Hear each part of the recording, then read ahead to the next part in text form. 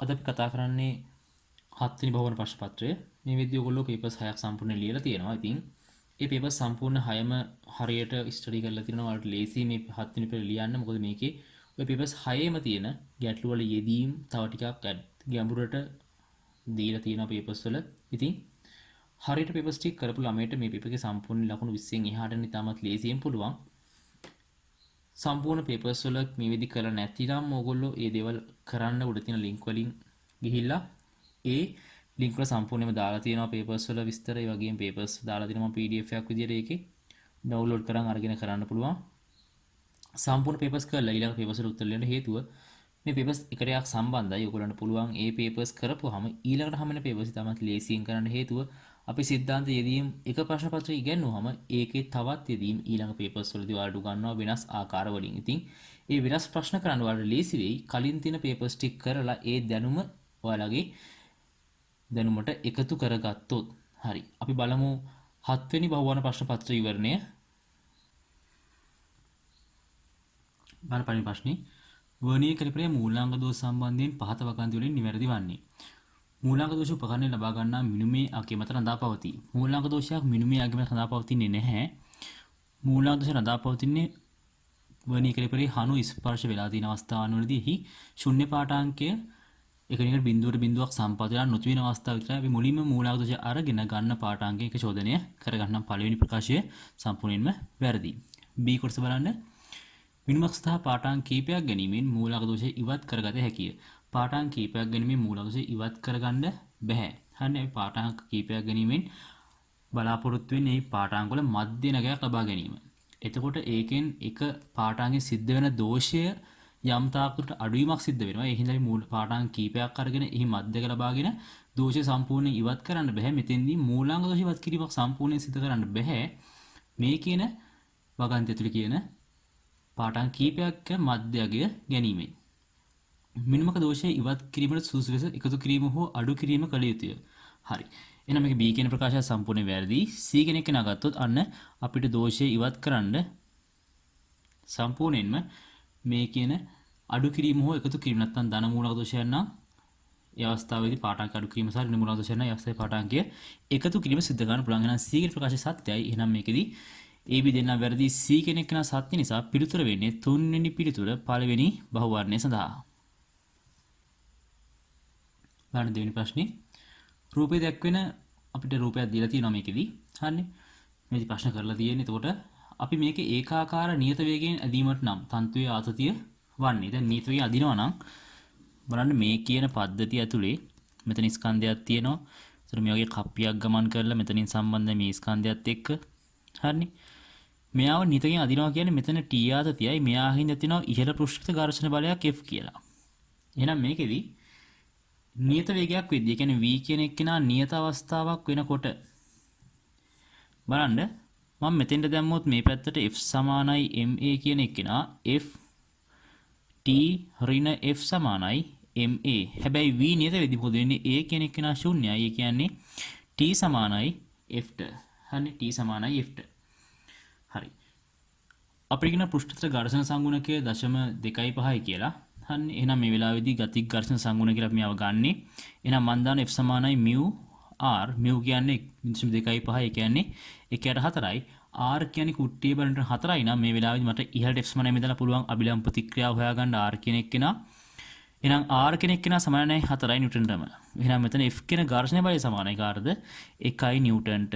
එහෙනම් බලන්න මෙතෙන්දී ඒකාකාර වේගයෙන් යන හින්දා t සමානයි f ට. ඒ කියන්නේ මේ පද්ධතිය ඇතුලේ තන්තුවේ ආත්‍ය සමානයි 1යි නිව්ටන් බවට පත් වෙනවා. අදාළ දෙවෙනි බහුවර්ණ සඳහා. එහෙනම් දෙවෙනි බහුවර්ණ සඳහා පිළිතුර වෙන්නේ තුන්වෙනි පිළිතුර.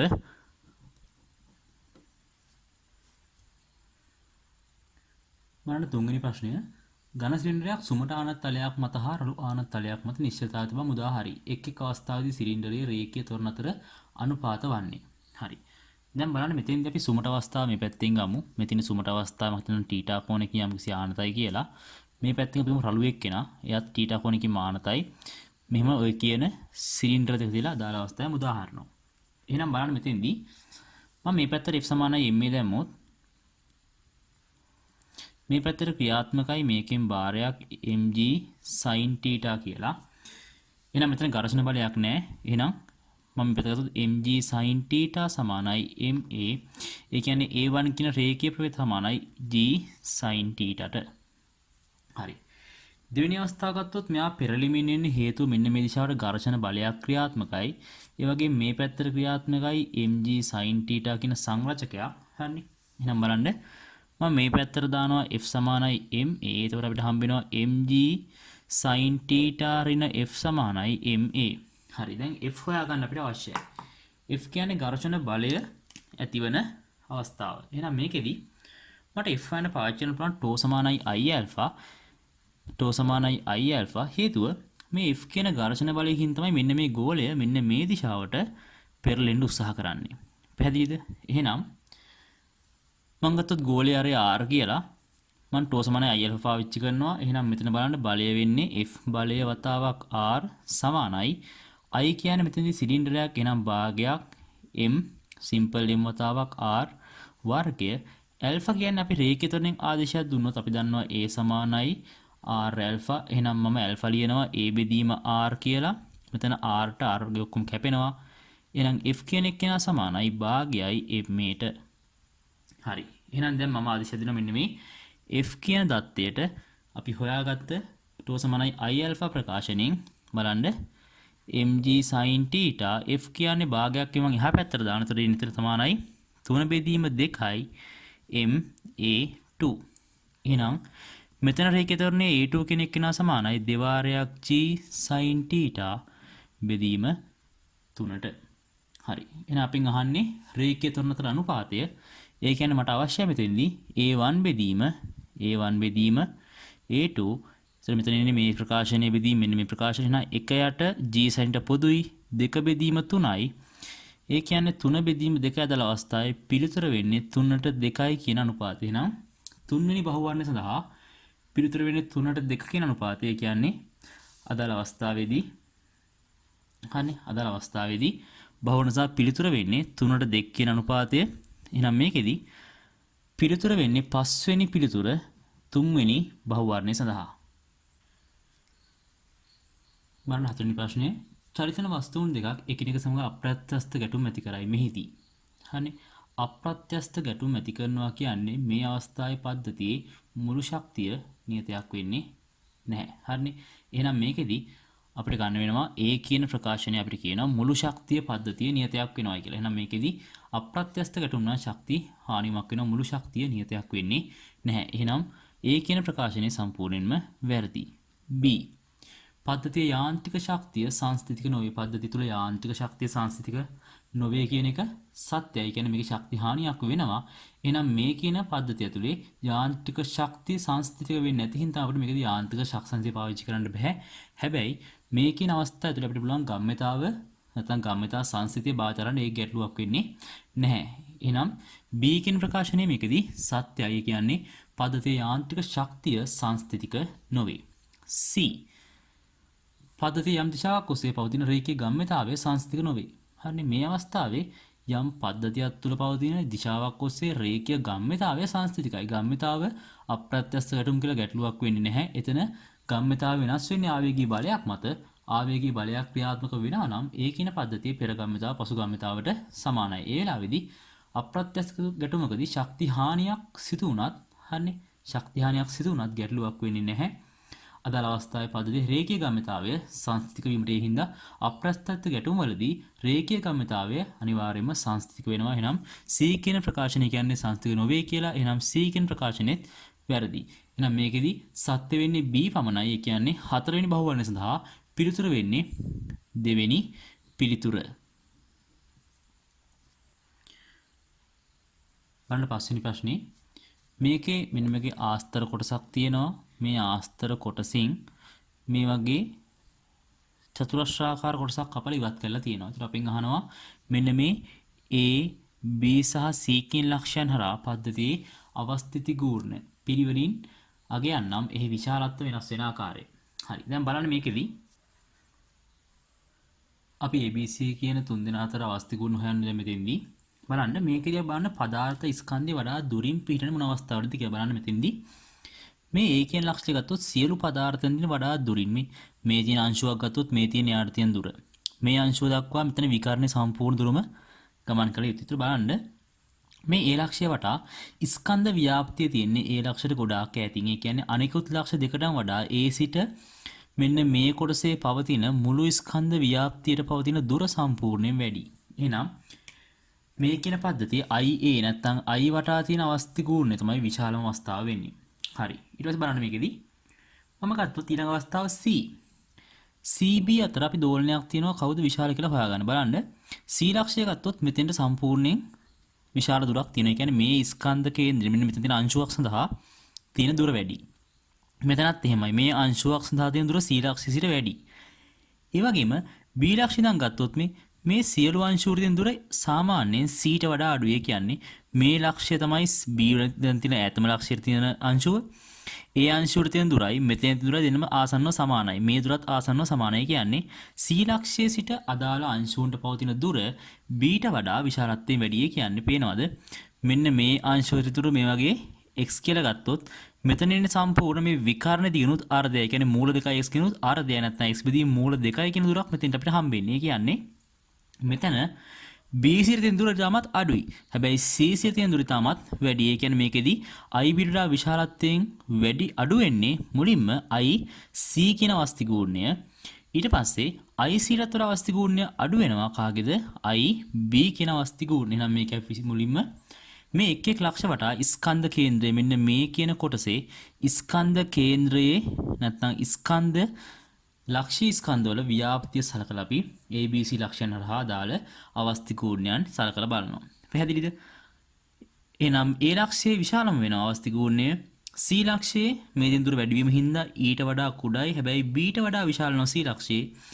එහෙනම් B හරහා තියෙන අවස්ථි ගුණය තමයි මේ කියන පද්ධතියේ අවම අවස්ථි ගුණය බවට පත් වෙන්නේ. හින්දා පස්වෙනි බහුවර්ණය සඳහා පිළිතුර වෙන්නේ හතරවෙනි පිළිතුර පස්වෙනි බහුවර්ණය සඳහා. බලන්න හයවෙනි බහුවර්ණේ. දැන් මෙතන මේ වගේ වෘත්තාකාර පතයක් තියෙනවා. මෙතනින් අංශක 40 කෝණයක් ආපාතනය කරනකොට මෙන්න මේ ලක්ෂය මේ පැත්තට ප්‍රවේගය ගමන් කරනවා Q කියන ලක්ෂය හරහා. ඒ වගේම P හරහා මෙතනින් ප්‍රවේගය V ප්‍රවේගයෙන් නියත වෙමින් ගමන් කරනවා. අපෙන් අහන්නේ මේ වෙලාවේ අදාළ පද්ධතිය අංශයේ ප්‍රවේග වෙනසේ විශාලත්වය. මෙතන ප්‍රවේග වෙනසක් තියෙන හේතුව මේ අංශු ඒකාකාරයෙන් ගියාට සලකන දිශාවකට මේ වස්තුව මත ප්‍රවේග වෙනසක් තියෙන. ඒ ප්‍රවේග වෙනසෙන් තමයි මෙයා වෘත්තචරිතය දෙනවා නම් අදාළ වස්තුව වෘත්තචරිතය දෙනවා නම් යාට අවශ්‍ය වෙන කේන්ද්‍ර අபிසාරී ත්වරණය ලබා ගන්න. P ට සාපේක්ෂව Q කියන ප්‍රවේගය ඒ කියන්නේ මට ගන්න ඕනේ. හරිනේ. P ට සාපේක්ෂව Q කියන ප්‍රවේගය සමානයි ඔය කියන ඩෙල්ටා V කියන ප්‍රවේග අන්තරයට. එහෙනම් මෙතන ආදේශයක් දෙනවා බලන්න. VQP කියන්නේ පොළොවට සාපේක්ෂව Q වල ප්‍රවේගය ධන P ට සාපේක්ෂව පොළවේ ප්‍රවේගය. හරි. අපි දැන් මේ ආදේශයක් දෙමු නම් පොළොවට සාපේක්ෂව අදාළ අවස්ථාවේ P වල ප්‍රවේගය එහෙනම් බලන්න පොළොවට සාපේක්ෂව Q වල ප්‍රවේගය ගණන් කරන මෙන්න මේ දිශාවත් එක්ක. හරිනේ. මේ වගේ දිශාවකට ගමන් කරනවා. හැබැයි මේ වෙලාවේ පොළොවට P ට සාපේක්ෂව පොළවේ කිව්වොත් අපි ගන්න මේ ප්‍රවේග දෛශිකයේ ඍණ දෛශිකය කියන්නේ විරුද්ධ දිශාව. එහෙනම් මම ගන්න යාව මෙන්න මේ දිශාව දක්වා කියලා. හරි. දැන් මෙතන අදාළ කෝණයන් මෙන්න මේ කෝණය සහ මෙන්න මේ කෝණයේ මුළු කෝණ මම ගත්තොත් ඇල්ෆා සහ බීටා කියලා. මේ කෝණ දෙක එකතුව සමාන වෙන මුළු දෛශික අතර කෝණයට. මම දැන් අඳිනවා මේකෙදී දෛශික ත්‍රිකෝණය. එහෙනම් බලන්න මෙන්න මේ පැත්තට කෝණය ගමන් කරනවා v වේගයෙන්. ඊට පස්සේ එතනින් මේ දිශාවට ගමන් කරනවා v වේගයෙන්. මේ තියෙන ඔය කියන දෛශික කෝණය ඒ කෝණය හරියට අංශක 40යි. මොකද හේතුව මෙන්න මේ අතර කෝණය අංශක 40ක් නිසා. පැහැදිලිද? හරි. දැන් අපි වෙන් කරනවා මෙන්න මෙතනින් අදාළ ප්‍රවේග ත්‍රිකෝණය මේ වගේ. ඒතර මේ දුර ආසන්නව x කියලා මම ගත්තොත් මෙයා ආසන්න මේ වක්‍රාකාර හැඩය මට ගත්ත හැකි රේඛීය දුරක් විදිහට නම් බලන්න මෙතන ගන්නවා. මේ මුළු දුර මෙන්න මෙයා ගත්තොත් මේ දුර සමානයි කාටද ඩෙල්ටා v කියන අගයට ඩෙල්ටා v කියන අගයට ආව සමානයි. එහෙනම් ඩෙල්ටා v කියන එක්කෙනා සමානයි කාටද 2x ට. හරි. බලන්න මෙතන මේ කෝණ හැට සමච්ඡේදන විද්‍යා අංශක 20ක් බවට පත් වෙනවා. එහෙනම් මේ x කියන දුර සමානයි v වතාවක් sin 20කට. v වතාවක් sin 20ට සමානයි. එහෙනම් මෙතන x කියන්නේ v වතාවක් sin 20 නම් දෙවතාවක් v sin 20 කියන්න අදාළ ප්‍රවේග වෙනසයක්. එහෙනම් මෙතෙන්දී p සිට q දක්වා ගමන් කිරීමේදී අදාළ අංශුව ලක් වෙනවා ප්‍රවේග වෙනසක් එයා සමානයි දෙවාරයක් v sin 20ට. එහෙනම් අපිට ගත්ත මේකෙදී 6 වෙනි බහුවර්ණය සඳහා පිළිතුර වෙන්නේ පළවෙනි පිළිතුර කියලා. 6 වෙනි බහුවර්ණය සඳහා පිළිතුර වෙන්නේ පළවෙනි පිළිතුර කියලා. බලන්න 7 වෙනි ප්‍රශ්නය. මෙතෙන්දී කියනවා තිරස්චාංශක 45කින් ආනත අවස්ථාවක් තියෙන මෙන්න මේ කෝණයේ අංශක 45යි. මෙතනින් v වේගයෙන් යම් වස්තුවක් ප්‍රක්ෂේපණය කරනවා කියනවා මේකෙදී ඝන ගෝලයක්. ගර්ථ සංගුණගේ μ කියන කෙනා සමානයි 0.5යි මේ වෙලාවේදී. හරිනේ. එතකොට v වේගයෙන් ප්‍රක්ෂේපණය කරන කෙනා නැවතත් එම ප්‍රක්ෂේපණ ලක්ෂයට පැමිණෙන්නේ u වේගයෙන්. ඒ කියන්නේ මෙයා මෙහෙම ගිහිල්ලා හරිනේ. මෙයා මෙහෙම ගිහිල්ලා ආපහු සැරයක් මෙතෙන්ට එනවා එන්නේ u කියන වේගයක් එක්ක. හරි. අපෙන් දැන් අහන්නේ මෙන්න මේ u බෙදීම v කියන අනුපාතයගේ u බෙදීම v කියන අනුපාතයගේ අපෙන් අහන්නේ. හරි.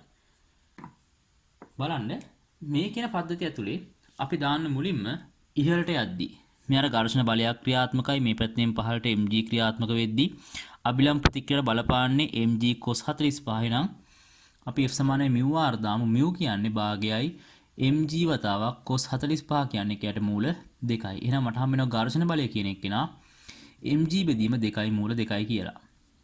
හරි. දැන් බලන්න මම මුලින් ඉහළට යන අවස්ථාව ගන්නම්. එහෙනම් මම මුලින්ම දානවා ඉහළට f සමානයි ma කියන සමීකරණය. එතකොට මෙයාට හම්බ වෙනවා mg sin 45 කියන අගය පහළට පවතින. එහෙනම් එයා ඍණයි.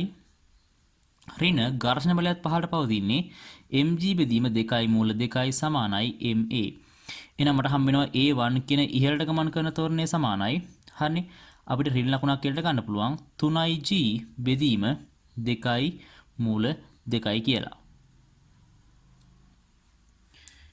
ඒ වගේම මම ගත්තොත් පහළට එන අවස්ථාව මම පහළට f සමානයි මේ දැම්මොත් මේ වෙලාවේදී mg sin 45 කියන්නේ mg බෙදීම මූල 2 ඍණ ඝර්ෂණය දැන් පහළටදී ක්‍රියාත්මක වෙන්නේ කොහොමද? ඉහළට. ඒ කියන්නේ මේ කියන වස්තුවේ දැන් මේ වගේ පහළට ගමන් කරද්දී mg භාරය මේ පැත්තට ක්‍රියාත්මක නම් ඝර්ෂණ බලයට විරුද්ධව ක්‍රියාත්මක වෙන්නේ. චලිත දිශාවට විරුද්ධව. එහෙනම් අපිට හම්බ වෙනවා ඝර්ෂණ බලය වෙන්නේ mg බෙදීම 2යි මූල 2 සමානයි ma2. එහෙනම් මට හම්බ වෙනවා a2 කියන එක නා g බෙදීම 2යි මූල 2යි කියලා. මේ තියෙන a1 සහ a2 අතර සම්බන්ධය. දැන් බලන්න මෙයා සම්පූර්ණයෙන්ම ඉහළට ගිහින් ආපහු එනවා නම් හරිනේ. මෙයා ගියපු දුරයි මෙන්න මේ ආපු දුරයි h කියන කෙනා සමාන වෙන්න ඕනේ. කියන්නේ වස්තුව ඉහළට යන දුරයි පහළට යන දුරයි දෙන්නම එකිනෙකට සමානයි. එහෙනම් මම මෙතෙන්දී h කිනු සම්බන්ධ කරලා ප්‍රකාශන ලියා ගන්න බලන්න. මම ඉහළට දානවා v වර්ග සමානයි u වර්ග ධන 2යි as. එහෙනම් අවසන් ප්‍රවේගය ශූන්‍යයි. ධන u කියන්නේ ආරම්භ ප්‍රවේගයේ v වර්ගය ධන දෙවතාවක් ඍණ 3ig බෙදීම 2යි මූල 2යි h. එහෙනම් මට හම්බ වෙනවා v වර්ගය කියන එක්කෙනා සමානයි දෙවතාවක් 3ig බෙදීම 2යි මූල 2යි h කියලා. මෙතෙන්ට මම දැම්මොත් පහළට v වර්ග සමානයි u වර්ග ධන 2යි as කියන එක්කෙනා අවසන් ප්‍රවේගය වෙන්නේ u වර්ගය ආරම්භ ප්‍රවේගය බිඳුවයි ධන දෙවතාවක් g බෙදීම 2යි මූල 2යි h.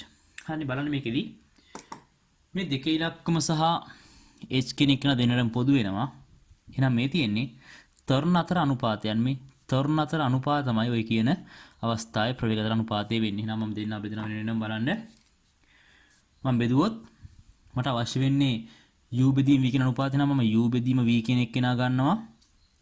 u බෙදීම v කියන්නේ බලන්න මෙතෙන්දී g බෙදීම 2ට 2යි මූල 2යි බෙදීම මෙතන ඉන්නේ 3යි g බෙදීම 2ට 2යි මූල 2යි. g ට 2යි මූල 2 කැපෙනවා. හරිනේ. ඉතුරු වෙන්නේ 1ට 3යි කියන අවස්ථාවේ අගේ මෙතන තියෙන සම්පූර්ණ වර්ගයක්. එහෙනම් මට ගත්ත හැකි u බෙදීම v කියන අනුපාතය සමානයි 1ට මූල 3ට. එහෙනම් අපිට පුළුවන් u බෙදීම v කියන අනුපාතය ගන්න 1ට මූල 3යි. ඒ කියන්නේ 7 වෙනි බහුවර්ණය සඳහා පිළිතුර වෙන්නේ 3 වෙනි පිළිතුර. බලන්න 8 වෙනි ප්‍රශ්නය. පාවෙන අයිස් කුට්ටියක් මත නොගිලී වසා සිටීමට එයට තිබිය යුතු අවම පරිමාවහනවා 2 කිලෝග්‍රෑම් බර කුරුල්ලෙක්ට. ඒතර මේකෙදි සම්පූර්ණ අයිස් කුට්ටිය මේ වගේ ජලයේ පහළ ගිල්ලා තියෙනවා නම් ඒ උඩින් ඔය කියන කුරුල්ලා ඉන්න ඕන. මම යාව ගන්න ස්කන්ධය m කියලා මම අයිස් කුට්ටිය ගන්නම් කැපිටල් m කියලා. මේ දෙන්නගේ මුළු ස්කන්ධය වෙන්නේ m ධන mg කියන අගේ. හරි. එතකොට මේ කියන පද්ධතිය ඇතුලේ උඩට ක්‍රියාත්මක වෙන්න ඕනේ මෙන්න මේ වගේ u කියලා උඩුකුරු තෙරපුම් බලයක්. පැහැදිලිද? උඩට ක්‍රියාත්මක වෙන u කියලා උඩුකුරු තෙරපුම් බලයක්. එහෙනම් මම ගන්නවා මෙන්න මේ මුළු පද්ධතියේ බල සමතුලිතතාවයෙන් තමයි මෙයා මේ වෙලාවේ නිශ්චලව තියෙන්නේ. නැත්නම් නොගිලී තියෙන්නේ. එහෙනම් u සමානයි කාටද? m ධන mg කියන අගයට. හරි. එහෙනම් අපි දැන් ආදේශයක් දෙමු දැන් බලන්න. u කියන්නේ උඩුකුරු තෙරපුම මම යාට ගන්නවා මුළු පරිමාණයේ වස්තුවේ ඝනකයේ v කියලා. එහෙනම් මම මෙතෙන්ට ගන්නවා v වතාවක් ජලයේ තියෙන්නේ 1000g සමානයි. අපි m ස්කන්ධය හොයන්න යන්නේ. හැබැයි මේ සිම්පල් m කියන ස්කන්ධය දන්නේ නැහැ. හරිනේ. අපි මේ ස්කන්ධය දන්නේ නැහැ. මම එතෙන්ට ආදේශයක් දෙනවා. එයාගේ ඝනත්වය d සමානයි m බෙදීම v කියන අනුපාතය ඇසුරින්. එහෙනම් m කියන්නේ කවුද? dv කියන ගුණිතය. හරි. එහෙනම් කැපිටල් M වෙන්න ඕනේ. එහෙනම් මෙතන m කියන්නේ කවුද? d. ඒ කියන්නේ 900 වතාවක් v ස්කන්ධය g ට අනුරූපයි. සම්පූර්ණයෙන් මේ උඩ තියෙන ස්කන්ධය m කියන එක්කෙනා 2 කිලෝග්‍රෑම් බර කුරුල්ලෙක් කියලා අපිට කියන්නේ. එහෙනම් එයා 2 කිලෝග්‍රෑම් වෙදි මෙතනගේ නිව්ටන් 2 g බවට පත් වෙනවා. බලන්න g ට g සම්පූර්ණයෙන් කැපෙනවා. මෙතන අපිට හම්බ වෙනවා 1000v මෙතන 900v ඒ කියන්නේ බෙදුනහම 100v අඩු වුනහම එන්නේ සමානයි 2යි. එහෙනම් v කියන එක්කෙනා සමානයි 1යට 50ක් නම් පිළිතුර වෙන්නේ 1යට 50යි ඝන මීටර. ඒ කියන්නේ මේකෙදි 8 වෙනි බහුවර්ණ සඳහා පිළිතුර වෙන්නේ 2 වෙනි බහුවර්ණය.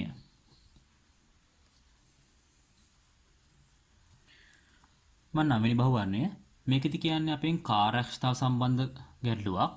එතකොට මේ කාර්යක්ෂතාව මම ගත්තොත් p නෝට් කියලා. කාර්යක්ෂමතාවය කියන්නේ අපිට හම්බුණු ප්‍රතිදාන කාර්ය E2 බෙදීම ප්‍රධාන කාර්ය නැත්නම් E in ප්‍රධාන කාර්ය මෙතන E out කියන ප්‍රධාන කාර්යයත් එක්ක තියෙන අනුපාතය. හරි. දැන් මෙතන 12 කිලෝග්‍රෑම් ස්කන්ධයක් 10 මීටර උසකට සම්පූර්ණයෙන් තප්පර 5කදී ඔසවලා තියෙනවා. එහෙනම් මම මුලින්ම මේ 12 කිලෝග්‍රෑම් කියන එක්කෙනා ඔය කියන උඩට ගමන් කරද්දී ඇතිවන විභව ශක්ති වෙනස් වීම ගන්නම්. එයා E සමානයි 12 වතාවක් 10 මීටර දුරක් යන්නේ ගුරුත්වන්නේ 10 නැත්නම් මෙතන අපි ගත්තේ mgh කියන සම්බන්ධතාවය මෙතන සමානයි 1200යි ජූල්. හැබැයි මේ කියන කාර්ය කරන්නේ තප්පර 5ක් තුලදී. එහෙනම් මට පුළුවන් මේ ක්ෂමතාවය ගන්න. කාර්ය කියන කෙනා සමානයි. කියන්නේ මේකේ ක්ෂමතාවය සමානයි p අගේ සමානයි 1200 බෙදීම 5ට නැත්නම් මේ වෙලාවේ අදාළ අගේ වෙන්නේ 240යි වොට්. හරි. එහෙනම් බලන්න අපි ඉස්සරකට ප්‍රකාශනේ v out එකත් එක්ක v in කියන සම්බන්ධතාවය තියෙනවා. මම මෙතෙන්ට ආදේශයක් දෙනවා. දැන් බලන්න මෙතන 240යි වොට් කියන ප්‍රතිදානයක් අපිට හම්බ වෙනවා. හැබැයි මේ වෙලාවේ 500යි වොට් කියන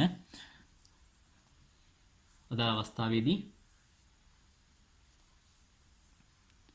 ශක්ති පරිභෝජනයක් කරලා තියෙනවා. එහෙනම් අපිට පුළුවන් මෙතන ගන්න අදාළගේ ප්‍රතිශතයක් අපෙන් අහන්නේ 100ෙන් වැඩි කරන. එහෙනම් මම බලන්න මෙතන අගේ වෙන්නේ 50යි 2යි කියන්නේ 48යි 100ට. ඒ කියන්නේ 9 වෙනි බහුවර්ණය සඳහා පිළිතුර වෙන්නේ 148කින් මේ අදාළ අවස්ථාවේ කාර්යස්ථාවයක් සිදු කරනවා. එහෙනම් 9 වෙනි බහුවර්ණයට පිළිතුර වෙන්නේ 3 වෙනි පිළිතුර.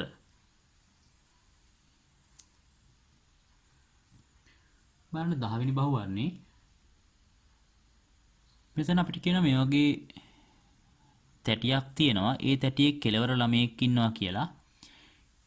ඒ ළමයා වේදිකාවේ පරිධිය ඉඳන් කේන්ද්‍රය දක්වා ඇවිදන් එනවා යම්කිසි කාලාන්තරයක් තුල. එතකොට මේ ළමයා කෙළවරේ ඉන්න අවස්ථාවේදී මෙන්න මේ අවස්ථාවේදී තැටිය කැරකෙනවා විනාඩියට වට 10ක්. එහෙනම් F කියන්නේ 10ක් මිනිත්තුවට වට. හරිනේ. ළමයා මැද්දට එද්දි සම්පූර්ණ යායේ කෝණීය ප්‍රවේගය වෙනස් වෙන්න ඕනේ. හේතුව මෙතන අවස්ථි කෝණ වෙනස් වෙන හින්දා. එහෙනම් මුලින් බලමු ළමයා මෙන්න මේ ලක්ෂ්‍යය සිටිනකොට මම එයාව ගන්නම් A කියලා. ඊට පස්සේ මැද්දට ගියාම මම එයාව ගන්නම් B කියලා. එහෙනම් A ලක්ෂ්‍ය අවස්ථි කෝණය මම ගන්නම් IA කියලා. බලන්න මේකෙදි ඒකාකාර වෘත්තාකාර තැටියක් තියෙන්නේ. එහෙනම් තැටි අවස්ථි කෝණය මෙතෙන්දි වෙන්නේ කොච්චරද? භාග්‍ය වතාවක් m ස්කන්ධය 200යි r අපි දන්නේ නැහැ. මම ගන්නම් එයාව r වර්ගය කියලා. එතකොට ඒ විතරක් නෙමෙයි මේ කියන අවස්ථාවේ ළමයාත් ඉන්නවා එතන. ළමයාත් ඉන්නවා තව එකතු වෙනවා. ළමයාගේ ස්කන්ධය 50 කිලෝග්‍රෑම් වතාවක් r වර්ගය. එහෙනම් IA කියන මුළු අවස්ථි ගුණය සමානයි මෙතනින් 100යි 150යි r වර්ගයට. ළමයා සම්පූර්ණයෙන් මැද්දට ආවට පස්සේ කියන්නේ මේ ළමයා අක්ෂීය ස්කන්ධය සලකනවා අපි.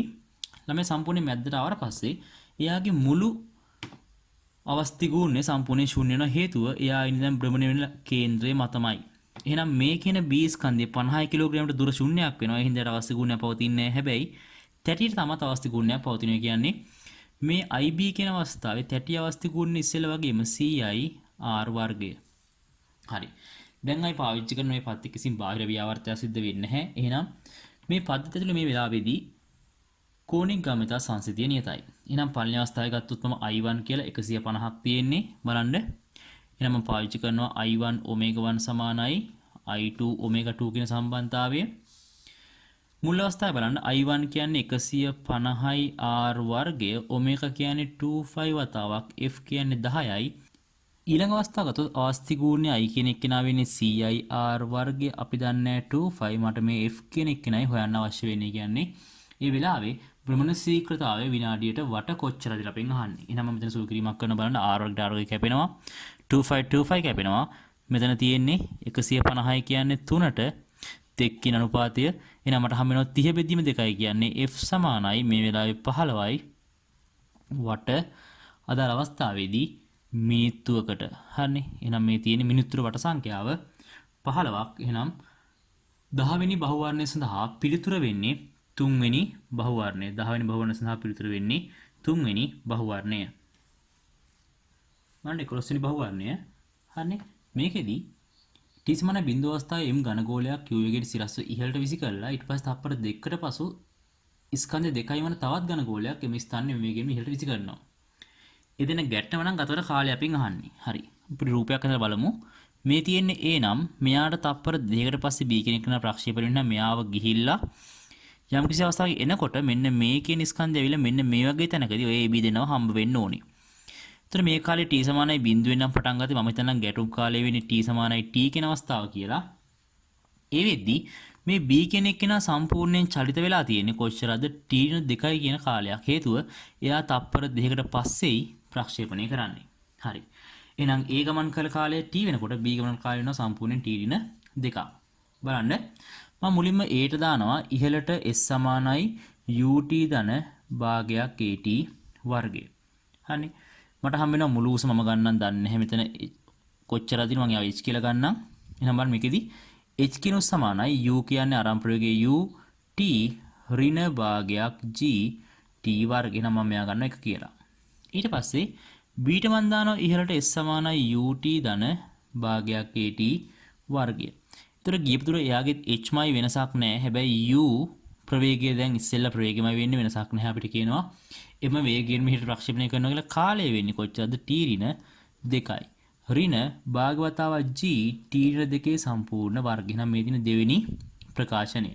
බලන්න අවස්ථා දෙකේ දෙන්නව හම්බ වෙනවා නම් මෙන්න මේ උසවල් එකිනෙකට සමානයි. කියන්නේ මේ h කියන්නේ දෙන්නටම පොදු උසක්. පැහැදිලිද? h කියන්නේ දෙන්නටම පොදු උසක් නම් මට පුළුවන් 1 සහ 2 කියන සමීකරණය සමාන කරන්න. මම 1 සමාන කරනවා දෙවෙනි සමීකරණයට මට හම්බ වෙනවා ut ඍණ භාගයක් gt වර්ගය සමානයි ut ඍණ 2 t ඍණ 2 ඍණ භාගයක් g t ඍණ 2 සම්පූර්ණ වර්ගය. හරිනේ. දැන් මම සුළු කිරීමක් කරන සම්පූර්ණ ප්‍රකාශනය බලන්න. මෙතන සුළු කිරීමක් කරනකොට හම්බ වෙනවා මෙතන ut කැපෙනවා. එහෙනම් 2ක් විතරක් ඉතුරු වෙනවා. 2ක් u සමානයි භාග්‍යවතාවක් g මෙතන ඉතුරු වෙන්නේ 4යි t ඍණ 4යි. කියන 4ක් මම පොදු එළියට ගත්තොත් t ඍණ 1යි. හරිනේ. 4ට මෙතන 2ක් කැපෙනවා. මෙයත් කැපෙනවා. එහෙනම් u කෙනෙක් කෙනා සමානයි gt ඍණ g ට මට t කියන ප්‍රකාශනය ගන්න පුළුවන්. බලන්න. මෙතෙන්දී සම්පූර්ණයෙන් මෙයා මම අනිත් පැත්තට දානවා u ධන g බෙදීම g ට. එහෙනම් මට t කියන එක ගන්න පුළුවන් 1 ධන u බෙදීම හරිනේ. මට t කියන එක ගන්න පුළුවන් 1 ධන u බෙදීම g කියලා. එහෙනම් මේ තියෙන්නේ සම්පූර්ණ ඔය ගත වෙන කාලයකින් ප්‍රකාශනය. එහෙනම් අපි මේ පිළිතුර තෝරන්න දාලා බහුවර්ණ උත්තර වලින් බලන්න 1 ධන u බෙදීම g කියන සම්බන්ධතාවය ගත්තොත් එයාව තියෙන පළවෙනි පිළිතුර විතරයි. එහෙනම් 11 වෙනි බහුවර්ණ සඳහා පිළිතුර වෙන්නේ පළවෙනි පිළිතුර. මට 12 වෙනි බහුවර්ණේ 20ක් කිලෝග්‍රෑම් ස්කන්ධ ළමෙක් උන්චිල්ලාවක ඉන්නවා. ඒ කියන්නේ මේ වගේ අපි ගත්තොත් මේ ලක්ෂයට අවිවර්තනය කරලා තියෙන උන්චිල්ලාවේ තියෙන අදාළ ලනු මෙන්න මෙතන ඔය කියන ළමයා ස්කන්ධය සම්පූර්ණයෙන් තියෙනවා. එහෙනම් මෙන්න මේ පැත්තට t ආත්ති බලයන් ක්‍රියාත්මකයි. මෙයාගේ සම්පූර්ණ දිග අපිට කියනවා කොච්චරද මීටර් 3ක් දිග කියලා. ඒ වගේ මෙයාගේ ස්කන්ධය වෙන්නේ 20යි g කියන අගය. හරි. දැන් බලන්න මෙහෙම තියෙද්දි මෙයාව එහෙම පැද්දෙනවා දෙපැත්තට. එහෙනම් මේ තියෙන මම මෙයාව ගත්තොත් මේකේ ප්‍රතිපෙනුමකින් මම ගත්තොත් මේ පද්ධතිය මෙන්න මේ වගේ ළමයා කියන ස්කන්ධය තියෙන්නේ මෙතන මුළු ආත්‍ය තන්තු දෙකක් තියෙනවා දෙකක් t බවට පත් වෙනවා. මෙන්න මේ ලක්ෂයට දෙපසට මේ වගේ පැද්දීමක් තියෙන්නේ. හරි. එතකොට මේ පහළම ලක්ෂයෙන් යනකොට බලන්න මේ පහළම ලක්ෂයේ උපරිම ප්‍රවේගය වෙන්නේ කොච්චරද? 3යි ms ඍණ 1. එහෙනම් මෙතෙන් තමයි a කියන තන්තුවට අදාළ උපරිමාත්‍යයක් නැත්නම් ආත්‍යයක් ක්‍රියාත්මක වෙන්නේ. හරි. එහෙනම් මේ ලක්ෂ්‍යය මත හරහා මම දාන්නම් පහළට තියෙන්නේ 20යි g කියන අගයක්. මම දානවා මෙන්න මේ දිශාවට f සමානයි ma කියන සම්බන්ධතාවය. ඒතර මුළු වගේ වෙන්නේ 2ක් t. f ආත්‍ය 2ක් t ඍණ 20යි g සමානයි 20 වතාවක් මේ වෙලාවේ ප්‍රවේගය v වර්ග බෙදීම අපි අරේ ගමු r කියලා. හරිනේ. එතන දැන් අරේ වෙන්නේ දැන් කොච්චරද? මීටර් 3ක අගයක්. ප්‍රවේගය වෙන්නේ මේ හරහා ගමන් කරන 3යි ms ඍණ 1යි. දැන් මම ආදේශ දෙනවා 2ක් t වලට 2ක් t සමානයි මෙතන 200 ධන 20 වතාවක් 3 වර්ගය බෙදීම 3යි කියන්නේ 3 වන 3 60යි. මට හම්බ වෙනවා 260 සමානයි 2ක් t ට. ඒ කියන්නේ t කියන අගය සමානයි 130යි නිව්ටන්ට. බලන්න එහෙනම් මේකෙදි 12 වෙනි බහුවර්ණයේ එක් තන්තුවේ ආතතිය වෙන්නේ 130යි නිව්ටන් අගයක්. එහෙනම් පළවෙනි පිළිතුර වලපත් වෙනවා 12 වෙනි බහුවර්ණය සඳහා පිළිතුර.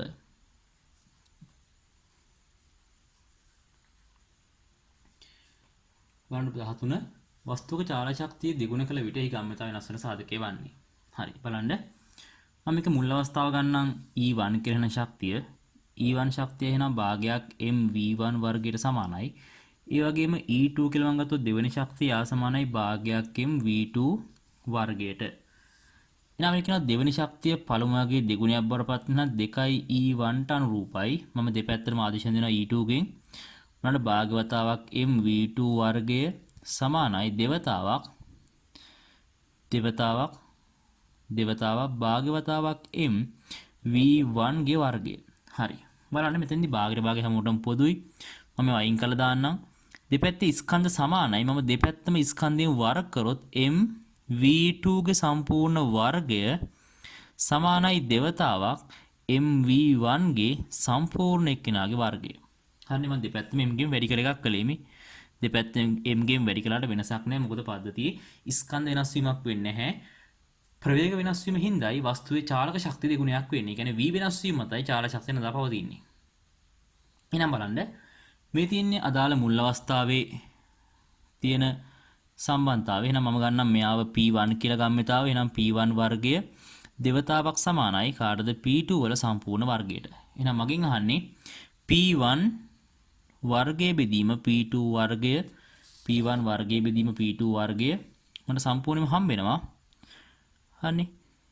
එකයට 2යි කියලා. ඒ කියන්නේ මෙතන මට p1 බෙදීම p2 කියන එක හම්බ වෙනවා. එකයට සම්පූර්ණ මූල 2යි කියන අගෙට. බලන්න මේකෙදි p2 කියන ගම්මිතාවය සමානයි මූල දෙවතාවක් p1. ඒ කියන්නේ මෙතෙන්දී මූල දෙකක සාධකයකින් වැඩි වෙලා තියෙන අදාළ අවස්ථාවේ ගම්මිතා වෙනස් වෙන සාධක. එහෙනම් මේකෙදි පිළිතුර වෙන්නේ මූල දෙකක් බවට පත් වෙනවා. එහෙනම් අදාළ පිළිතුර 3 වෙනි පිළිතුර බවට පත් වෙනවා 13 වෙනි බහුවර්ණය සඳහා. 3 වෙනි පිළිතුරට පත් වෙනවා 13 වෙනි බහුවර්ණය සඳහා.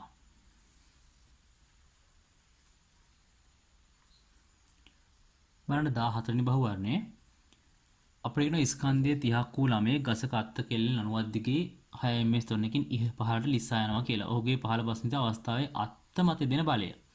දැන් මේ වගේ අපි අත්තක් ගත්තොත් මේ ළමයා පහළට ගමන් කරද්දී එයාගේ අත්ත මත ඇතිවන බලයෙන් හින්දා මෙන්න මේ t ආත්‍ය නිසායි මේ කියන අත්ත මත t ආත්‍යයක් ඇති වෙන්නේ. එහෙනම් ළමයාගේ අත මත බලය අපි හෙව්වනම් වැඩේ ඉවරයි. මෙයා පහළට ගමන් කරන්නේ 6 ms ඍණ 2ක තොරණයක් ඇතුව. හරිනේ. එහෙනම් මම බලන්න මෙයාට ළමයා සලකලා මම දානවා පහළට f සමානයි ma. ළමයා සලකලා මම දානවා පල්ලෙහාට f සමානයි ma. එහෙනම් f කියන බලය වෙන්නේ mg ඍණ ආත්‍ය t සමානයි ma ට මට t කියන අගය හම්බ වෙනවා mg ඍණ a කියලා. t සමානයි mg G ඍණ Aට. දැන් අපි ආදේශයක් දෙමු මෙතනින් බලන්න. M කියන්නේ මුළු ස්කන්ධේ වෙලාවේ 30 කිලෝග්‍රෑම්, ගුරුත්වන්නේ 10යි, ඍණ ත්වරණය වෙන්නේ 6කින් 15ට පහිනවා නම් අදාළ අවස්ථාවේ 4යි. එහෙනම් 30 වැඩි කිරීම 4 නැත්නම් අදාළ මුළු ආත්ති බලය සමානයි 120යි නිව්ටන්ට. හරි එහෙනම් 14 වෙනි බහුවර්ණය සඳහා මේ වෙලාවේ ළමයාගේ අත මත දෙන බලය වෙන්නේ 120ක් නිව්ටන්. ඒ කියන අනිත් පැත්තට මේ කියන ගහේ තන්තුව නිසා හරි මේ තියෙන අත්තක් මේ අත්ත මත ඇතිවන බලය T කියන ගය සමානයි ළමයාගේ අත මත ඇතිවන ආත්ති බලයට. එහෙනම් මේකෙදි පිළිතුර වෙන්නේ 120ක් නිව්ටන්. එහෙනම් 14 වෙනි බහුවර්ණයට පිළිතුර වෙන්නේ දෙවෙනි පිළිතුර.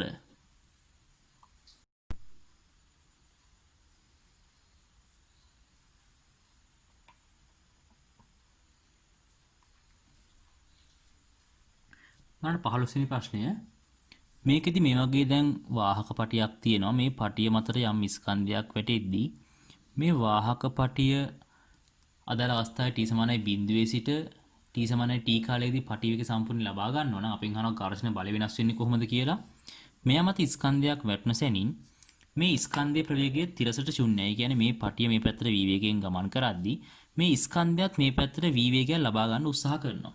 ඒ උත්සාහ කරද්දී මේ කියන ස්කන්ධය මත මෙන්න මේ පැත්තට ඝර්ෂණ බලයක් ඇති වෙන්න පටන් ගන්නවා. පැහැදිලිද?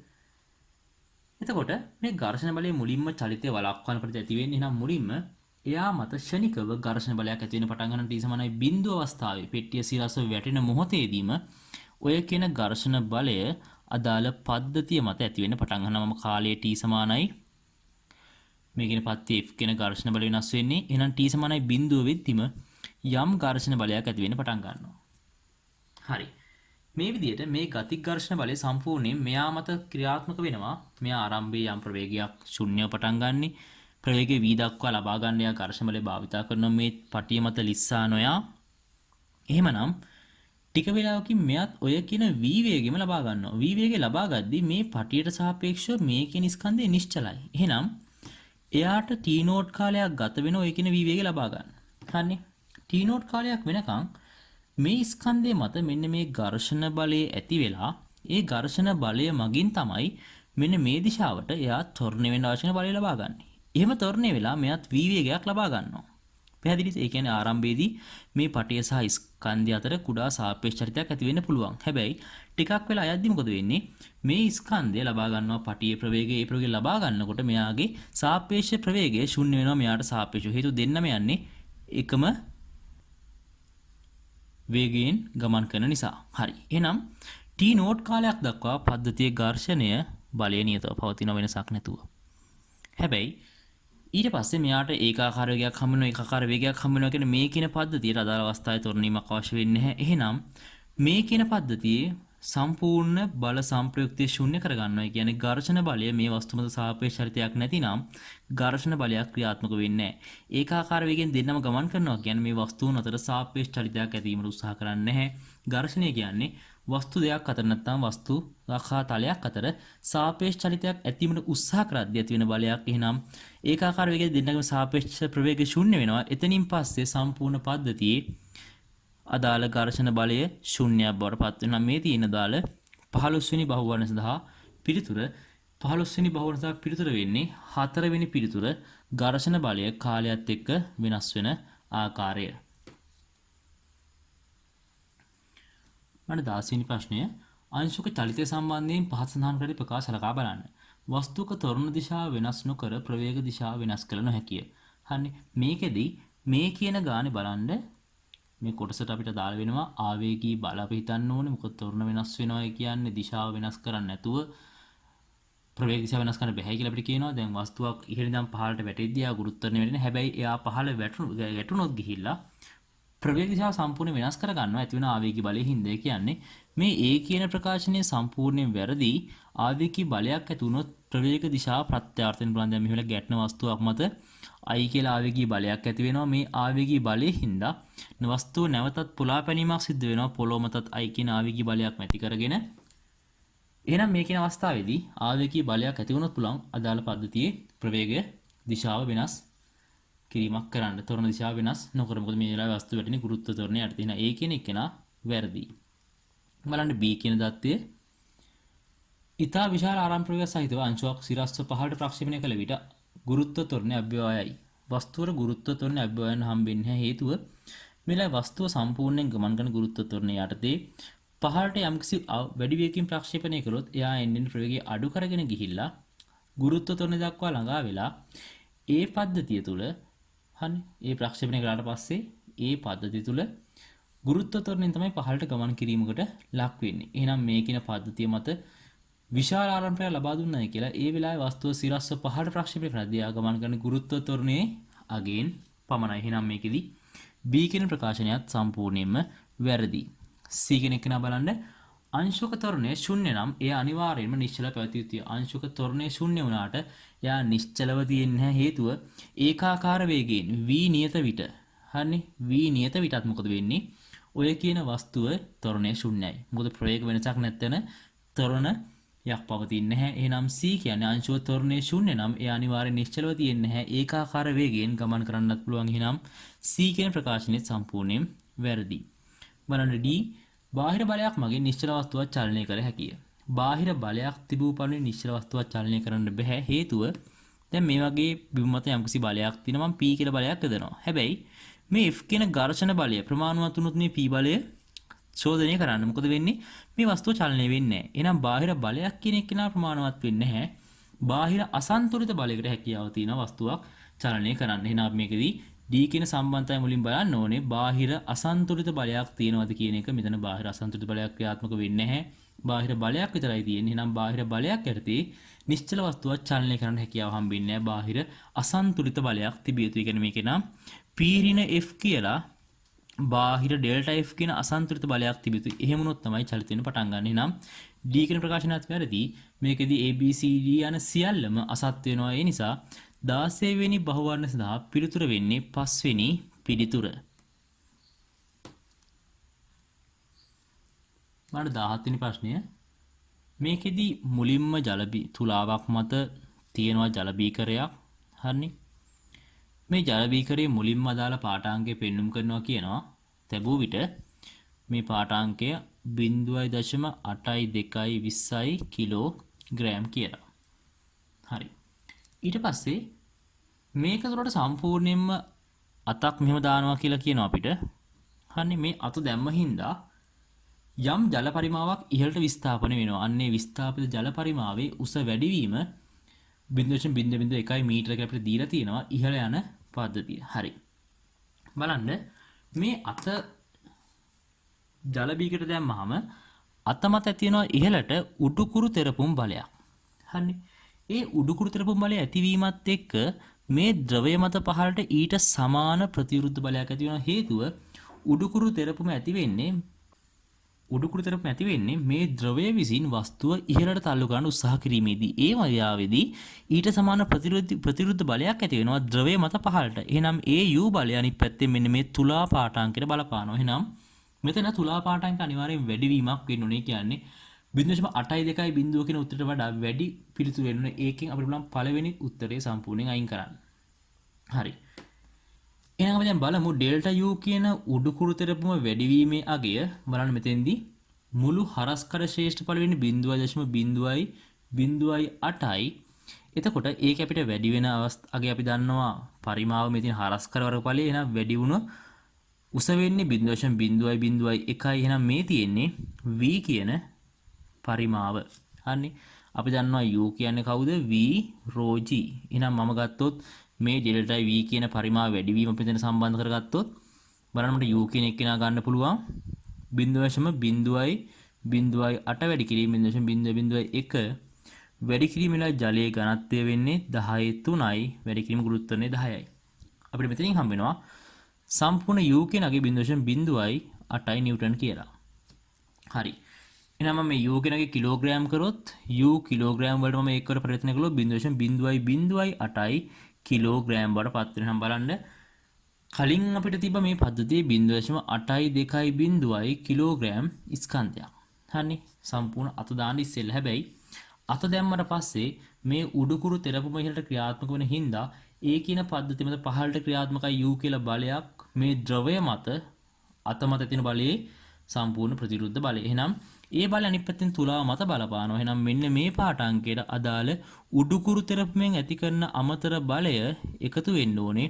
අපිට මුළු ස්කන්ධය හැම වෙන 0.828 කිලෝග්‍රෑම් කියන නම් 0.828 කිලෝග්‍රෑම්. එහෙනම් 14 වෙනි බහුවර්ණය 17 වෙනි බහුවර්ණය සඳහා පිළිතුර වෙන්නේ 4 වෙනි පිළිතුර.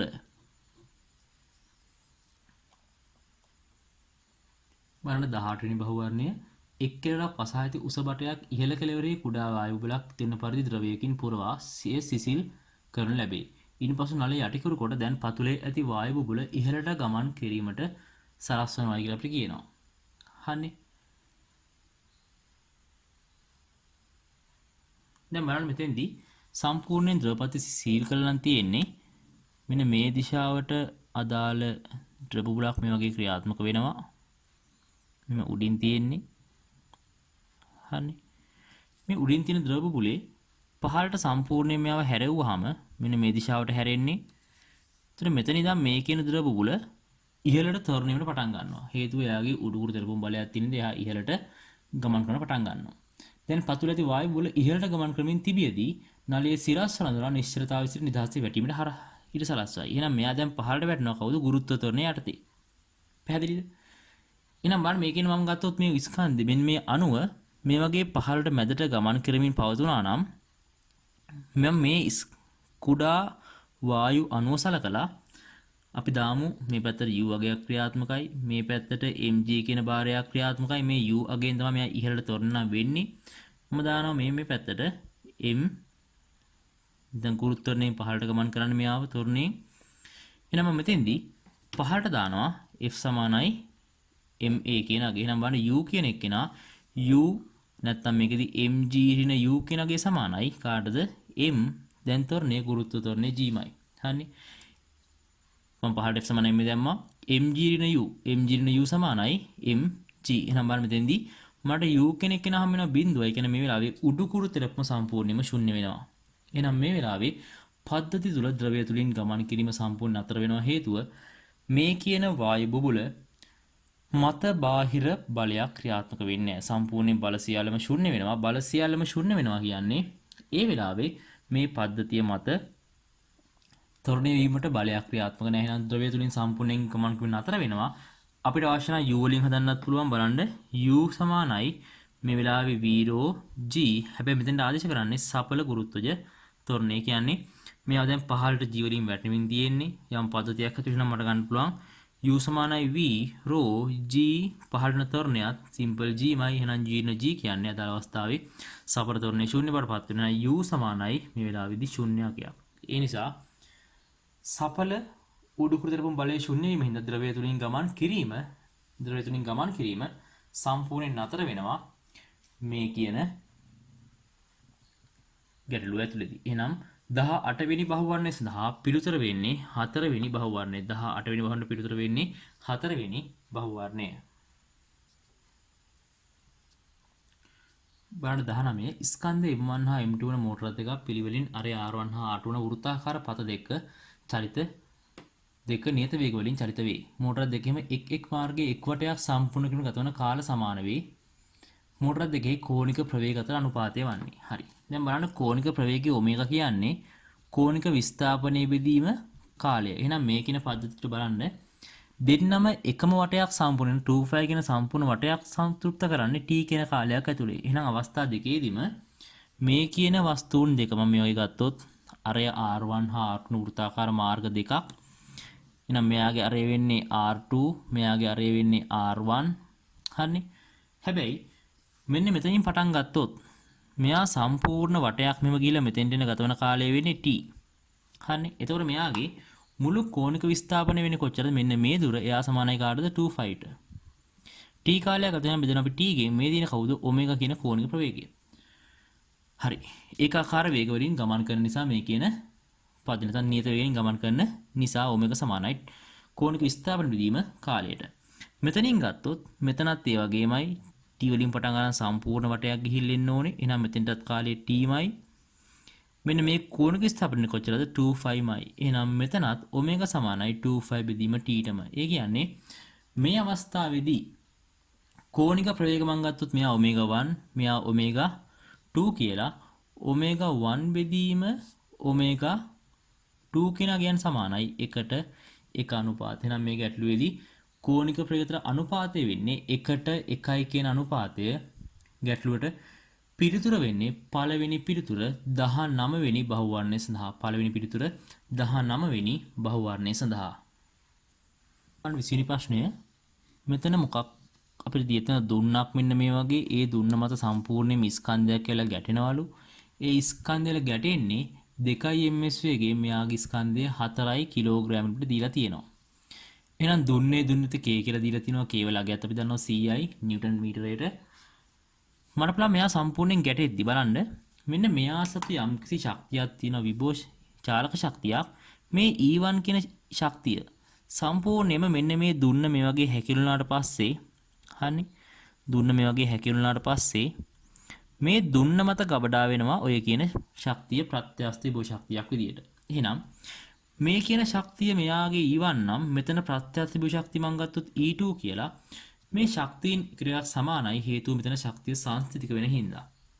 එහෙනම් මේ පදේ වල ගන්න පුළුවන් මේ 4 කිලෝග්‍රෑම් කියන ස්කන්ධේ 4 කිලෝග්‍රෑම් කියන ස්කන්ධේ චාලක ශක්තිය භාගයක් mv වර්ගය අනිත් පැත්තෙන් සමාන වෙනවා කාටද මේ කියන දුන්නේ දුනුනේතය වතාවක් භාගයක් kx වර්ගය කියන මුළු ප්‍රත්‍යස්ත විභව ශක්තියට.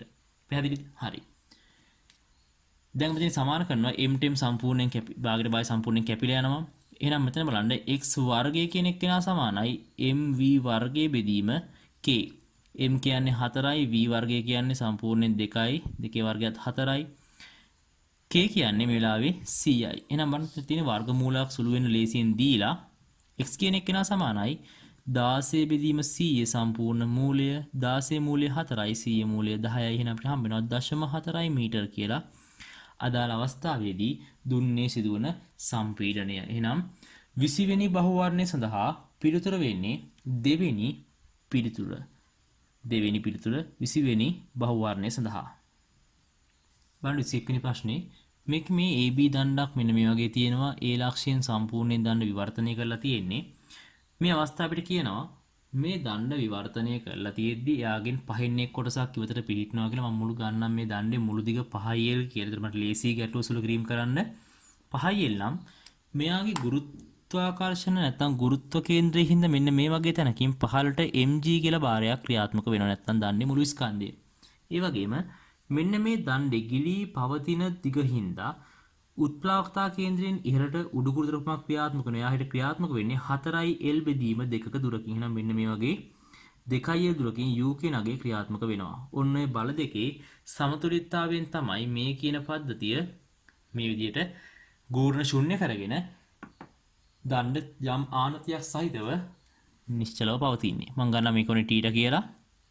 එහෙනම් බලන්න මට පුළුවන් ලේසියෙන්ම A කියන ලක්ෂ්‍ය වටා ගූර්ණයක් ගන්න. මම මුලින් බලන්න මේකෙදී A කියන ලක්ෂ්‍ය වටා දක්ෂිණාවර්ත ගූර්ණයක් ගන්නවා. එතකොට mg කියන භාරය මෙතන මුළු දිග වෙන්නේ 5L. එහෙනම් එතෙන්ට දිග වෙන්නේ 5L බෙදීම 2යි. හරිනේ. මධ්‍ය ලක්ෂ්‍ය දුර 5L බෙදීම 2යි. මේ දුර වෙන්නේ කොච්චරද? අද අවස්ථාවේ cos θ.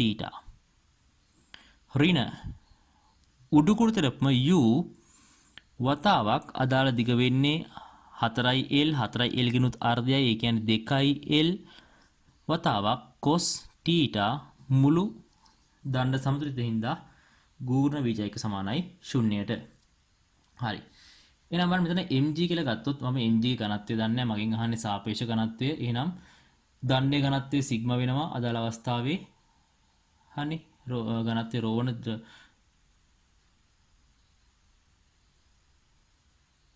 හරි ඝනත්වය ρ වන ද්‍රව්‍යකින් සාදා ඇති AB දණ්ඩක් ඝනත්වය ρ වන ද්‍රවයක් තුල අඩංගු වෙලා තියෙන නම් ඝනත්වය අපිට අහන්නේ ρ බෙදීම සිග්මා වලගේ. මම මෙතන ආදේශ දෙනවා mg ට. mg කියන්නේ හරස් කඩ වතාවක් a නම් a වතාවක් 5L වතාවක් ρ මෙතන ඉන්නේ 5L බෙදීම දෙවතාවක් cos θ ඍණ u කියන්නේ මෙතන a වතාවක් දැන් ගිල්ලා තියෙන 4L පරිමාවක්. එයාගේ ඝනත්වය වෙන්නේ සිග්මා වතාවක් 2L cos θ සමානයි 0යි. cos θ සම්පූර්ණයෙන් කැපෙනවා. L ප්‍රකාශ සම්පූර්ණයෙන් කැපෙනවා. එහෙනම් මට හම්බ වෙනවා ρ බෙදීම සිග්මා කියන අගය සමානයි මෙතන 5 වරක් 5 25යි දෙකේ ලකුණු දෙක සම්පූර්ණ සුණු 4 වරක් දෙක 8යි. එහෙනම් අපිට හම්බ වෙනවා 16 බෙදීම 25ක් කියලා දාල අගය. බලන්න 21 වෙනි බහුවර්ණයේදී අදාළ ඝනත්ව අතර අනුපාතය වෙන්නේ 16 බෙදීම 25ක්. එහෙනම් අපිට පුළුවන් මේ ගැටලුව සඳහා පිළිතුර ගන්න. පළවෙනි පිළිතුර වෙන්නේ 21 වෙනි බහුවර්ණය සඳහා පිළිතුර වෙන්නේ පළවෙනි පිළිතුර.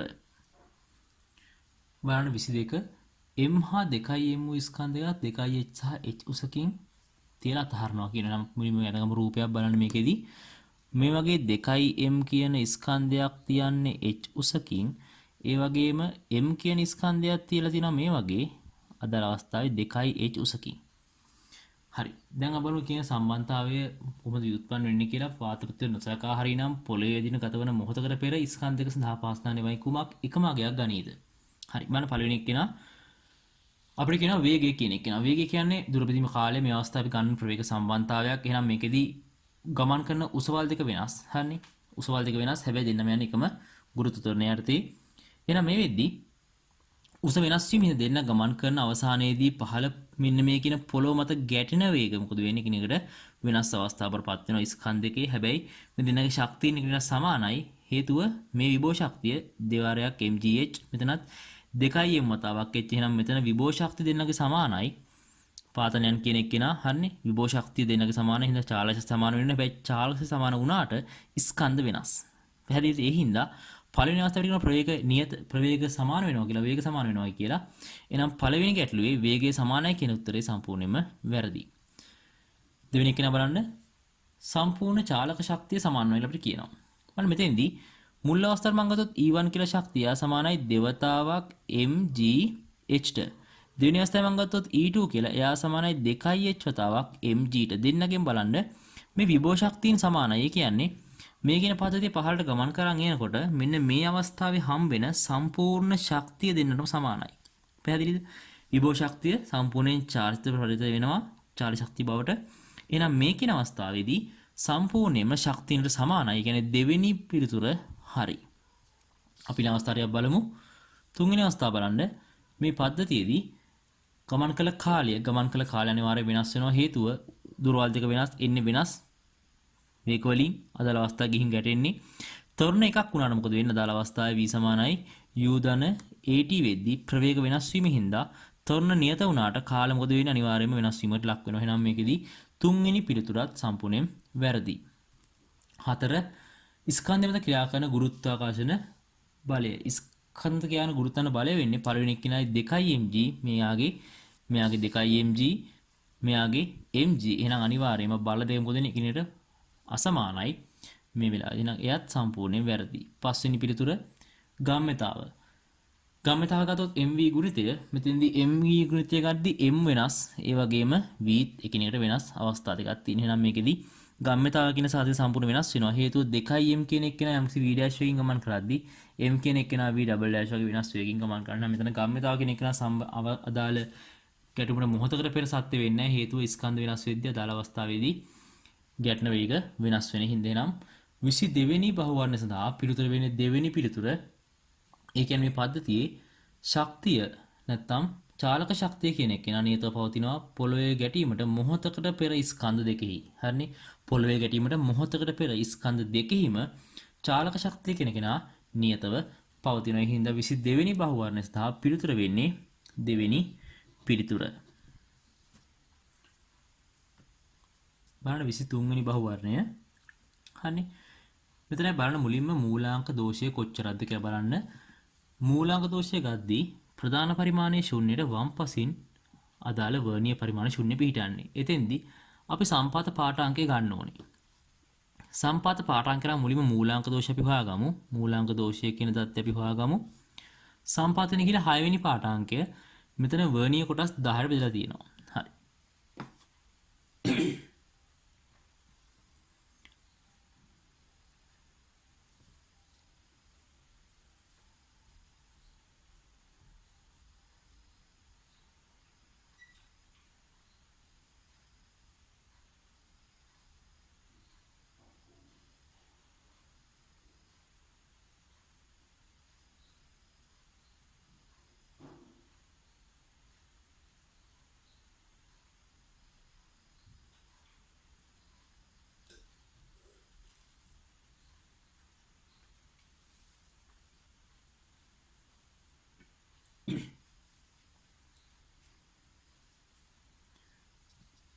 එහෙනම් සම්පාත පාඨාංක වෙන්නේ 6යි. හැබැයි මෙතන මේ ඍණ මූලාංක දෝෂයක් තියෙද්දි අදාළ පරිමාණයේ කොටස් 6ක් සම්පාත වෙනවා කියන්නේ ඇත්තටම කොටස් 4යි ආපස්සට ගිහින් තියෙන හේතුව මෙතන සම්පාත වෙන්නේ පද්ධතිය ආපස්සට නැත්තම් මේකේ මුලින්ම සම්පාත වෙන්නේ 9. ඊට පස්සේ 8 7 6. ඒ කියන්නේ 6ට සම්පාදිතී ඇත්තටම කොටස් 4යි ශුන්‍ය ලක්ෂයේ සිට වම් පසට ගමන් කරලා තියෙන්නේ. හින්දා අපි වර්ණීය කොටස් සංඛ්‍යාවෙන් සම්පතගේ අඩු කරලා එයාවයි කුඩා මිනිමෙන් වැඩි කරන්නේ.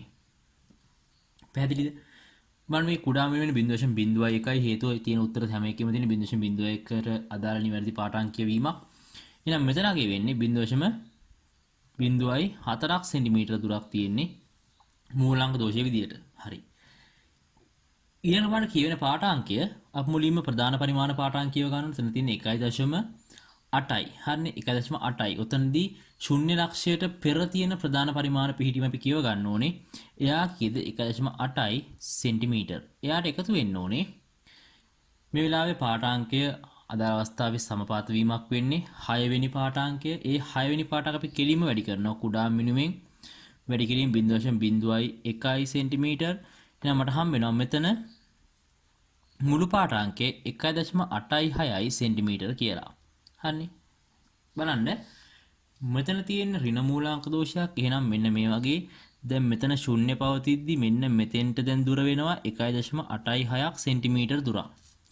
ඒ වගේම මූලාංක දෝෂයක් තියෙනවා. මෙන්න මේ දෝෂය වෙන්නේ 0.04ක්. එහෙනම් දැන් මෙන්න මේ මුළු පාඨාංකය වෙන්නේ මෙන්න මේ මුළු දුර. පැහැදිලිද? මේ මුළු දුර වෙන්නේ 1.86ට එකතු කරනවා 0.04ක් නැත්නම් 0.9යි 1.9යි 0යි කියන පිළිතුර අපිට හම්බෙන්නේ මේ ගැටලුවේ නිවැරදි පිළිතුර විදියට. එහෙනම් 23 වෙනි බහුවර්ණය සඳහා 23 වෙනි බහුවර්ණය සඳහා පිළිතුර වෙන්නේ 4 වෙනි පිළිතුර. ඒ කියන්නේ 1.9යි 0යි සෙන්ටිමීටර්. බලන්න 24 වෙනි බහුවර්ණේ පළවෙනි වස්තු දෙයක් රූපේ පෙන්වන ඇති ආකාරයකින් මුහුණලා ගැටීමේදී පහත් දේ ඇති තත්ත්වයන් සලකා බලන්න. ඒ මගින් බීම ඇති කරන ලබන ආවේගික විශාලත්වය බී මගින් ඒ මත ඇති කරන ලබන ආවේගික විශාලත්වය සමාන වේ. බලන්න මෙතෙන්දී යම් වස්තුන් දෙයක් ගැටෙනවා නම් ඒ ගැටෙන ලක්ෂ්‍ය හරහා ආවේගී බල දෙපැත්තට I අගයන් ක්‍රියාත්මක වෙනවා. මේ I අගයන් එකට එකක් එකිනෙකට සමානයි. ඒ වගේම වස්තුන් දෙක මතමයි ක්‍රියාත්මක වෙන්නේ. එහෙනම් මෙතන ආවේගී බල සමාන හින්දා A කියන ප්‍රකාශනයේ සම්පූර්ණ සත්‍යයි. B කෙනෙක් කෙනා ගැටුම් පූර්ණ ප්‍රත්‍යස්තට පමණක් A ගමතා පරිවර්තනයේ B ගමතා පරිවර්තනයේ සමාන වේ. හරිනේ. ගැටුම් පූර්ණ ප්‍රත්‍යස්ත හෝ අප්‍රත්‍යස්ත වන ප්‍රශ්නයක් නැහැ. ගම්මතාව සංස්ථිතිකයි. හරිනේ. ශක්තිය විතරයි මෙතනදී බලපෑමක් වෙන්නේ ගැටුම් ප්‍රත්‍යස්ත හෝ අප්‍රත්‍යස්ත වීම මත. එහෙනම් මෙතන ගැටුම් පූර්ණ ප්‍රත්‍යස්තයට පමණක් A හා B ගමතා පරිවර්තනයේ B ගමතා පරිවර්තන සමාන වේ කියන එක කෙනා සම්පූර්ණ වැරදි. ඒ කියන්නේ මෙතන ගම්මිත සංස්ථිතිය වළංගු වෙනවා. එහෙනම් B කියන ප්‍රකාශනයේ සම්පූර්ණයෙන්ම වැරදි. C චාල ශක්ති හානියක් ගැටුමේ වස්තු දෙකෙහිම චාල ශක්ති හානි නොවන්නේ නම් පමණක් ගැටුම් පූර්ණ ප්‍රත්‍යස්ත වේ. හරිනේ. ඒ කියන්නේ C කියන ප්‍රකාශනයේ සත්‍යයි පූර්ණ ප්‍රත්‍යස්තයි කියන්නේ වස්තුන් දෙකෙහිම ශක්ති සම්පූර්ණයෙන් හානි වීමක් වෙන්න බෑ. එහෙනම් C කියන ප්‍රකාශනයේ සත්‍යයි මේ වෙලාවේ ගැටුම් දෙකෙහි චාල ශක්ති හානි නොවන්නේ නම් ඒ වෙලාවේ ගැටුම් පූර්ණ ප්‍රත්‍යස්ත ලෙස අපි සලකනවා. එහෙනම් මෙතෙන්දී A හා C කියන දෙදෙනා සත්‍ය වෙනවා. ඒ කියන්නේ මේ ගැටලුවට 24 වෙනි බහුවර්ණ සඳහා පිළිතුර වෙන්නේ 5 වෙනි පිළිතුර. 24 වෙනි බහුවර්ණ සඳහා පිළිතුර වෙන්නේ 5 වෙනි පිළිතුර.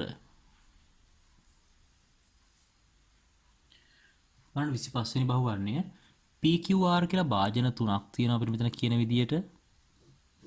හරිනේ. PQR කියලා භාජන තුනක් තියෙනවා. මේ භාජන තුනෙම අර්ථය බැගින් ද්‍රව පිරලා තියෙනවා. අර්ථය බැගින් ද්‍රව පිරලා තියෙනවා සමාන පරිමා භාජන තුනක්. ඊට පස්සේ අපිට කියනවා P හා R භාජන ද්‍රවයන් පිරිවලින් පරිමා 2:3 අනුපාතයටගෙන Q භාජනයේ පිරෙන තෙක් මිශ්‍ර කරනවලු. දැන් Q භාජනයේ නව ඝනත්වය නැත්නම් මිශ්‍රණයේ ඝනත්වය අපෙන් අහනවා. හරි. ඒ කියන්නේ මෙතන දැන් V බෙදීම දෙකක පරිමාවක් තියෙනවා. තව V බෙදීම දෙකක පරිමාවක් පුරවන්න පුළුවන්. මෙන්න මෙයාගේ යම් පරිමාවක් ගන්නවා. ඒ වගේ මෙයාගෙනුත් යම් පරිමාවක් ගන්නවා. මෙයා මිශ්‍ර කරන්නේ P සහ Q ගෙන් 2:3 කියන අනුපාතය ඇතුලේ. එහෙනම් බලන්න මෙතන v බෙදීම දෙකක තව පරිමාවක් මෙතන පිරෙන්න අවශ්‍යයි. හරිනේ. එහෙනම් මම මෙයාව බැලුවොත් මෙන්න මේ v බෙදීම දෙක පරිමාවෙන් 3න් දෙකක් ඉන්නේ කාගෙන්ද p ගෙන්. එහෙනම් මෙතෙන්ට මෙන්න මේ කියන p කියන එක්කෙනාගෙන් දාන පරිමාව vp කියලා මම ගත්තොත් ඒ පරිමාව සමානයි v බෙදීම දෙකෙනුත් 5න් දෙකකට. ඒ කියන්නේ v බෙදීම 5කට සමානයි. මේ පැත්තෙන් ගත්තොත් මෙයාගෙන් දාන vr කියන පරිමාව සමානයි. හරිනේ. බලන්න vr කියන පරිමාව සමානයි v බෙදීම දෙකෙන් කොච්චරකටද 5න් 3කට. ඒ කියන්නේ vr කියන පරිමාව සමානයි 3යි v බෙදීම 10කට. හරිනේ. හරි. දැන් අපි බලමු මේ කියන ද්‍රාවණය ඇතුලේ කොහොමද ආදේශයන් දෙන්නේ කියලා ඝනත්ව නව ඝනත්වය හොයන්න. අපි දන්නවා මුළු ද්‍රාවණයේ ඝනත්වයේ dt කියන එක්කෙනා සමානයි මුළු ස්කන්ධ බෙදීම මුළු පරිමා. එහෙනම් මම මේගොල්ලන්ගේ මෙතන ස්කන්ධ දන්නේ මෙතන mq ස්කන්ධයක් තියෙනවා q ගෙන් මෙතන mp ස්කන්ධයක් තියෙනවා ඒ වගේම mr ස්කන්ධයක් තියෙනවා ද්‍රව දෙකෙන් හම්බ වෙන ස්කන්ධ වලට. එහෙනම් මේකෙදි මුළු ස්කන්ධය වෙන්නේ mp ධන mq ධන mr බෙදීම මුළු පරිමාව දැන් බඳුනේ මුළු පරිමාව සම්පූර්ණයෙන් පිරෙනවා v බවට පත් වෙනවා. එහෙනම් බලන්න mp කියන්නේ මම මේ ඝනත්ව දීලා තියෙනවා මෙයා d1 මේ ඝනත්වය d2 මේ ඝනත්වය d3 කියලා. හරිනේ. එහෙනම් mp වෙන්නේ කවුද? d1 වතාවක් පරිමාව v බෙදීම 5යි. ධන d2 ඝනත්වය වෙන්නේ d2 වතාවක් v බෙදීම 2යි. ධන d3 වතාවක් 3යි v බෙදීම 5 බවට පත් වෙනවා. හරි. සුළු කිරීමක් කරමු. මෙයා සම්පූර්ණ බෙදෙන්නේ v වලින්. එහෙනම් මෙතන අපිට හම්බ වෙනවා d1 බෙදීම 5 ධන d2 බෙදීම 2 ධන 3යි d3 බෙදීම 5යි කියලා. හරිනේ. අපි පොදු හරයක් ගමු සම්පූර්ණයෙන්ම 10න් මෙතෙන්ට බෙදීම v සම්පූර්ණයෙන් කැපිලා ගිහින් තියෙන්නේ. එහෙනම් පොදු හරයක් ගත්තොත් 10න් 2යි d1 ධන 5යි d2 ධන 3යි d3. හරිනේ. 2යි d1 ධන 5යි d2 ධන 3යි d3 බෙදීම 10යි. එහෙනම් මේ වෙලාවේ මේ ද්‍රාවණයේ සම්පූර්ණ ඝනත්වයේ d t කෙනෙක් කෙනා සමානයි. අපි මේ ගත්ත අග්ගයට දෙවාරයක් d1 ධන 5යි d2 ධන 3යි d3 බෙදීම 10ට. එහෙනම් මේ කියන ගැටලුවේ සම්පූර්ණ නව ද්‍රාවණයේ ඝනත්වය වෙන්නේ 5 වෙනි පිළිතුර 25 වෙනි බහුවර්ණය සහ පිළිතුර වෙන්නේ 5 වෙනි බහුවර්ණය. හරිනේ. හරි. ඉතින් 7 වෙනි ප්‍රශ්න පත්‍රය අපි සම්පූර්ණයෙන් දැන් පේපර්ස් 7ක් කරලා ඉවරයි. සම්පූර්ණ යාන්ත්‍රික විද්‍යාව කව වෙන විදිහට. එහෙනම් මෙතනින් එහාට අපි සම්පූර්ණයෙන්ම ගමන් කරනවා ප්‍රශ්න පත්‍ර බර්නුලි දක්වා තියෙන සම්පූර්ණ පේපර්ස් විදිහට. ඒ කියන්නේ සම්පූර්ණ යාන්ත්‍රික විද්‍යාව ආවරණය වෙන පරිදි විතරයි දැන්ට පේපර්ස් හදන්නේ. අපිට කරලා තියෙන සබ්ජෙක්ට් එකේ සම්පූර්ණ විෂය කරුණු වලට ඇතුළත් වෙන විදිහට. ඉතින් ඕගොල්ලන්ට පුළුවන් මේ ප්‍රශ්න වලට සම්පූර්ණ උත්තර ලියලා විශේෂයෙන් මේ පේපර්ස් වල වෙලාව හදාගෙන සිද්ධාන්ත නිවැරදිව ආදේශ කිරීම අවබෝධ කරගෙන සාර්ථකව ඉදිරියේ හම්බෙන පේපර්ස් වල උත්තර ලියන්න. ඉතින් ඕගොල්ලෝ හැම වෙලෙම මේ පේපර්ස් වල කරන වැරදි නිවැරදි කරගෙන ඉදිරි පේපර්ස් ටික හොඳින් ලියලා තමුන්ට පුළුවන් උපරිම ලකුණක් දක්වා විභාගයේදී ගමන් කරන්න. නැත්නම් ඒකේ හොඳ ජයග්‍රහණයක් ලබා ගන්න මේ සියලු පේපර්ස් හොඳ අඩිතාලමක් කරගන්න කියලා මම හිතනවා.